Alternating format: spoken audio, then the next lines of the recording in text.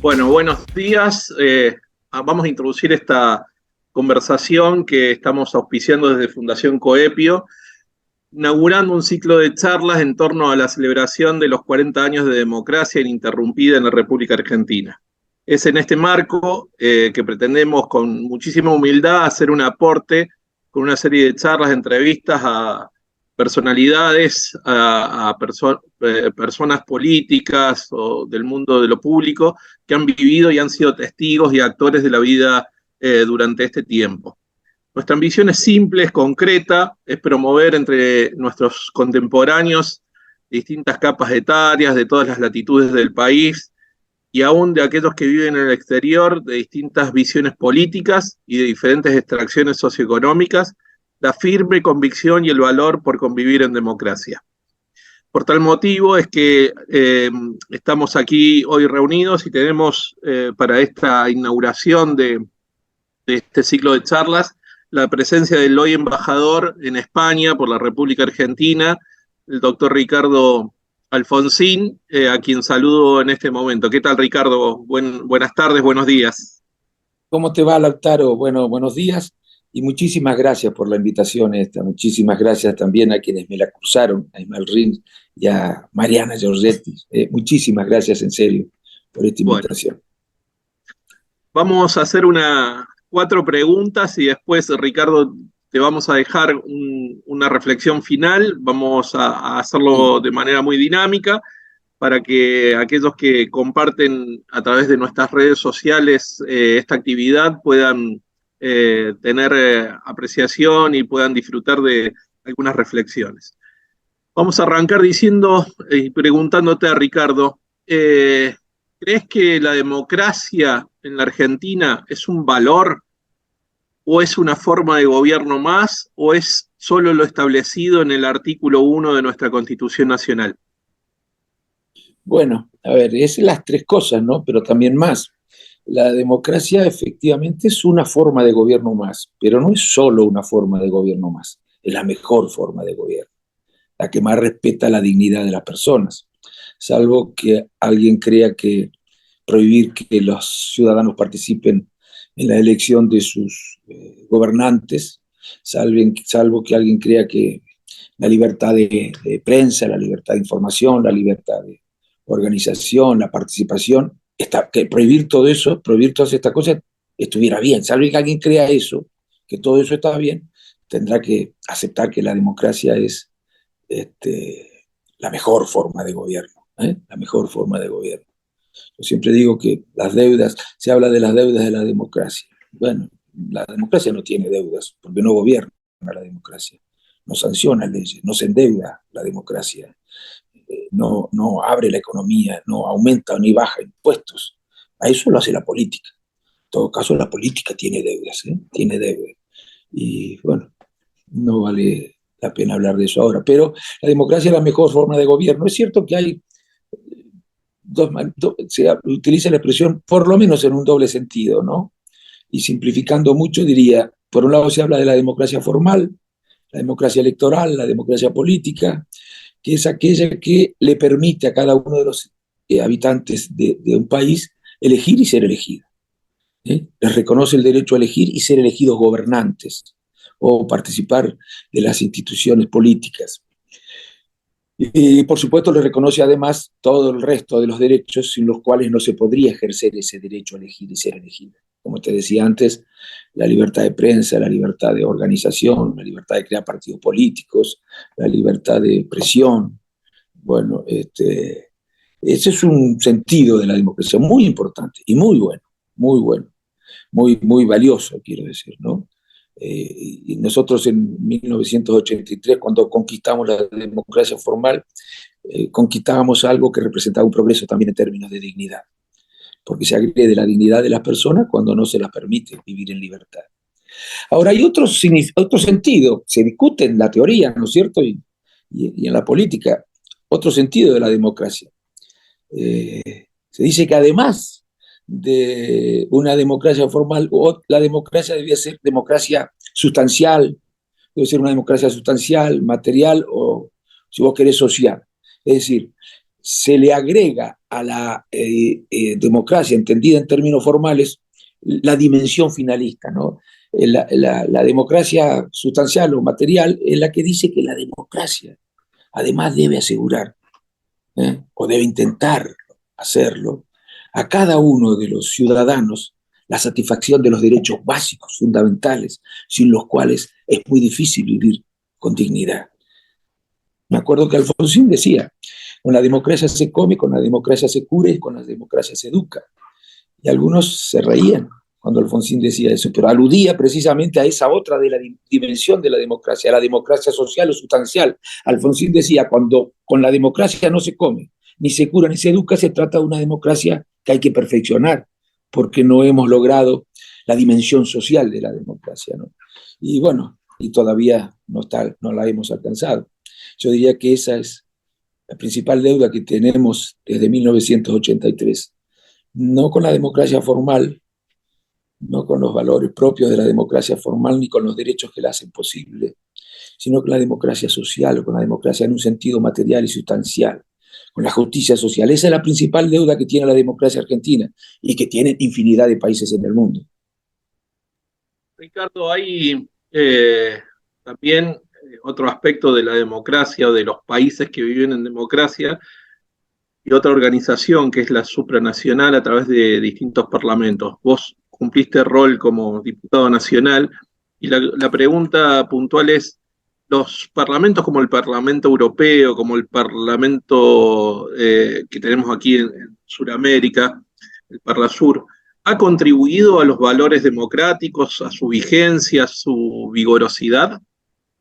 Sí, yo creo que sí, aunque, a ver, habría que decir que primero es necesario democratizar cada uno de los países, ¿no es cierto? Y nosotros lo hicimos en 1983 y desde 1983 hasta ahora hemos ido consolidando la democracia. Primero hay que consolidar la democracia en cada uno de los países. Una vez que está consolidada la democracia en cada uno de los países, yo te diría que casi naturalmente se avanza en la creación de espacios supranacionales, los que a su vez después también influyen sobre las democracias nacionales. Digamos, la democracia a nivel nacional es la que empieza a plantear la necesidad de la unión de espacios, de la construcción de espacios supranacionales. Y después esos espacios supranacionales terminan fortaleciendo y pronunciando y profundizando la democracia en cada uno de esos países. Yo creo que hay que avanzar en ese proceso. Mucho hay que avanzar. No hemos podido hacerlo por faltas nuestras y también por interferencias. Cada país defiende sus intereses.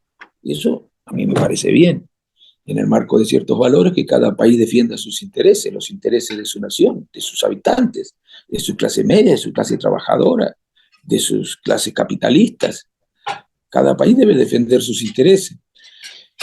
Y bueno, hacen lo posible para poder desarrollar esa tarea de defensa de los intereses. Nosotros tenemos que lograr unir Latinoamérica porque nos daría mucha más posibilidad de defendernos que las posibilidades que tenemos de defendernos desde cada uno de los países individualmente, ¿no? Y ha habido interferencia, sin ninguna duda, pero la mayor responsabilidad la tenemos la propia dirigencia, y cada uno sabrá qué tipo de dirigencia es la que tiene más responsabilidad, que no hemos sido capaces de avanzar en la profundización de la creación de espacios supranacionales que nos permitirían influir en lo que es el orden económico internacional, que tanto influye sobre el orden económico nacional.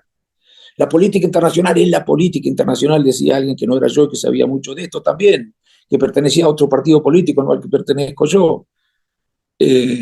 Y bueno, lo cierto es que ese orden internacional se construye a partir de la correlación de fuerzas que existe entre sus actores, los países y las regiones. Y nosotros, si queremos poder influir en ese orden internacional para que sea menos adverso a nosotros, para que sea más favorable a Latinoamérica, tenemos que trabajar unidos desde Latinoamérica, pero hay algunos que no lo entienden. Ricardo, hay en nuestra concepción de país que vive en democracia un pilar fundamental que son los partidos políticos. Así lo marca también nuestra Constitución y es nuestra instancia de representación como ciudadanos. La consulta es, ¿han quedado obsoletos los partidos con la conformación de frentes electorales y coaliciones de gobierno que muchas veces terminan desdibujando el sentir o el núcleo básico de los partidos políticos? Bueno, a ver, yo creo que lo que ha pasado es que la sociedad se ha, con una proporción importante, por lo menos, muy importante, no solamente en la Argentina, en otros países del mundo también, no solamente en América Latina, se ha despolitizado, se ha desideologizado, se ha despartidizado. Creo que este fenómeno es causal de la crisis de los partidos políticos. Los partidos políticos, curiosamente, han imitado a la sociedad y también se han, en algún sentido, desideologizado, se han despartidizado, se han despolitizado, ¿no? Se transforman en maquinarias electorales, las ideas empiezan a ser incidentales, lo importante es ganar una elección, con independencia de cuál sea la propuesta que se haga. Y creo que el frentismo que conocemos hoy es el recurso al que la política apeló para poder resolver los problemas que generó la crisis de los partidos políticos. Yo creo que los que piensan igual deben reunirse. Nosotros hemos competido en Argentina con partidos que piensan igual. El Partido Socialista y el Partido Radical piensan igual. Históricamente han pensado igual.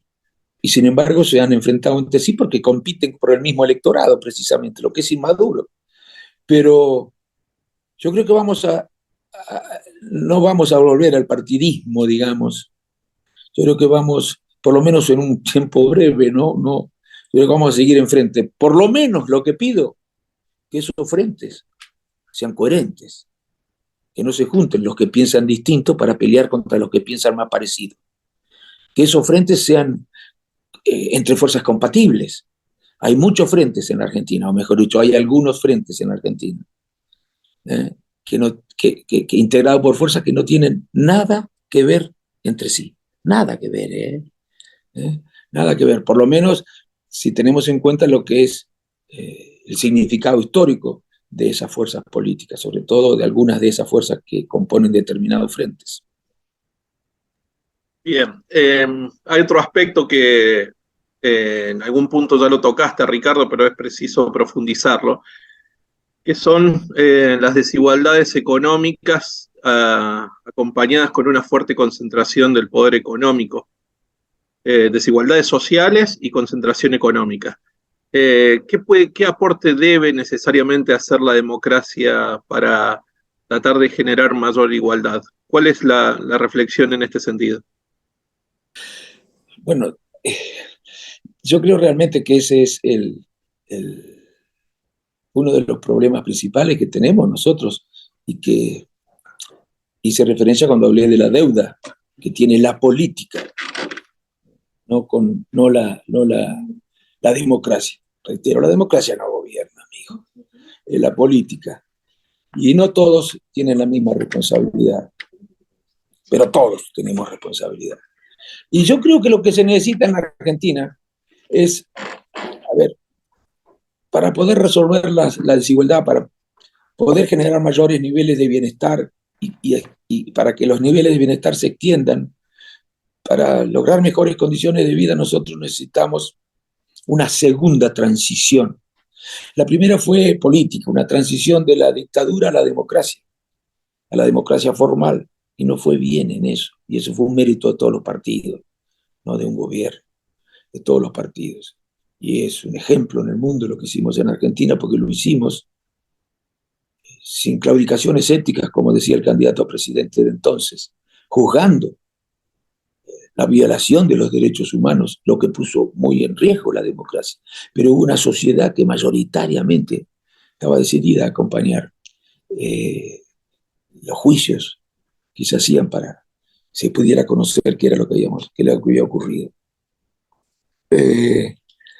Yo lo que creo que tenemos que hacer ahora es una segunda transición, digo, que es ya no de la dictadura a la democracia, sino de el atraso del subdesarrollo, si vos querés, es en que nosotros somos países en vías de desarrollo. Bueno, eso puede ser un eufemismo también, porque si vos estás en vía de desarrollo, que no estás desarrollado.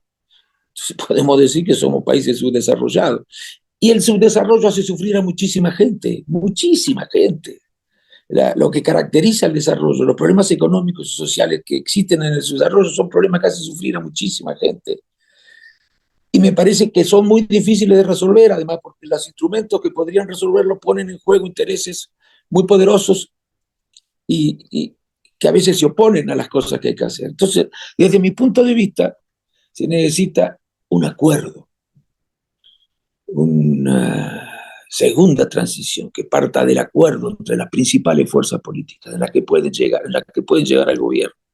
No digo que tengan que acordar 100%, o más que acuerdos hablo de soluciones de compromiso, que son aquellas en las que cada uno cede un poco, en función de la correlación de fuerzas, que no es definitiva, que es dinámica, que luego se puede cambiar y se puede avanzar o retroceder.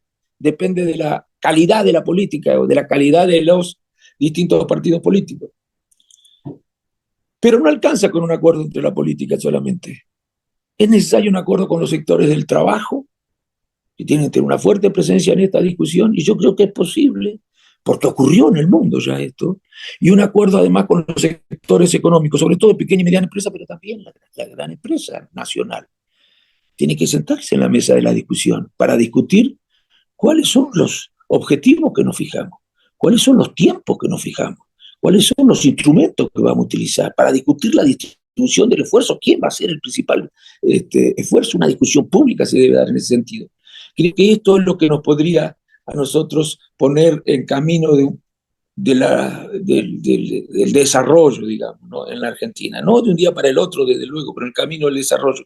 Y la sociedad confiaría si todos somos capaces de decirle, este es el camino que todos vamos a seguir. Después creo que es necesaria la unidad latinoamericana también para poder negociar con el mundo, porque no tenemos que negociar solamente con los poderes que desde la política deben enfrentar en el país, que la política debe enfrentar en el país. También tenemos que enfrentar poderes en el mundo, ¿no es cierto? Porque el mundo es cada vez más interdependiente y lo que pasa en un país depende cada vez más de lo que pasa en el mundo. Bueno, entonces también tenemos que lograr ser un actor con mayor capacidad de maniobra en el ámbito internacional, con un acuerdo entre nosotros, y yo creo que un acuerdo que podría incluir también a la Unión Europea, ¿no? Que tiene dificultades similares a las nuestras, aunque con diferencias de grado, si vos querés. Pero bueno, yo creo que esas dos son condiciones necesarias.